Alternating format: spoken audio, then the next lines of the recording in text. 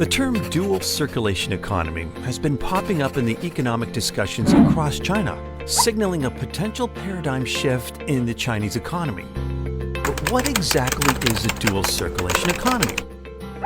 The concept has two equally strong components: internal circulation, which refers to domestic economic activities, and external circulation, which relates to China's economic links with the outside world.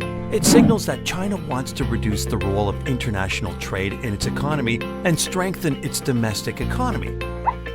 Why? Well, a couple factors are at play.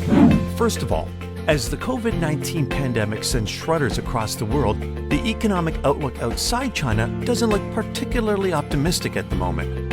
Worsening China-US relations have also loomed large in China's consideration, as the US contemplates decoupling, and it seems bent on crippling China's economic and technological development.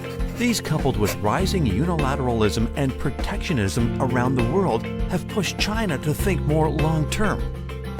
How can this dual strategy be achieved? While specific measures have not been fleshed out by the government, economists have rushed to put forward some general suggestions. For example, they argue that to fortify China's domestic economy, domestic consumption needs to play a much bigger role in driving economic growth, as it currently accounts for about 55% of the country's GDP. To make that happen, China will need to increase its residents' income and optimize income distribution so that citizens become more relaxed about spending their money. Some other issues need to be tackled as well. China needs to make sure its land, capital, talent, and technology, along with other resources, goes to places where they're needed the most. So it has to deepen its supply-side structural reform to make sure its economy runs efficiently.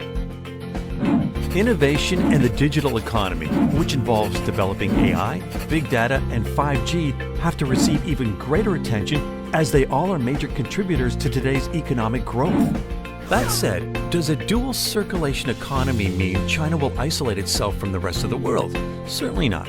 China has benefited enormously from opening up in the past 4 decades and recognizes it should continue down this path. But how? Chinese economists believe the country should welcome more foreign investment, strengthen its Belt and Road Initiative, negotiate more free trade agreements, and take advantage of its free trade zones and ports. Will the outside world be affected by China's new economic policy? Absolutely, and there are many implications. The growth of domestic consumption makes investment in Chinese consumer companies a smart choice. Trump administration's attack on the supply of semiconductors has accelerated China's development of substitute chips, making Chinese tech companies that serve the domestic market an attractive investment. Companies on the export side of the dual economy also provide an opportunity for steady growth. The opening of China's stock and bond markets gives investors access to Chinese companies serving both sectors of the dual economy. So yes, China would still need to work with the world to strengthen its economic resilience, but how the world engages with the Chinese economy also require adjustment.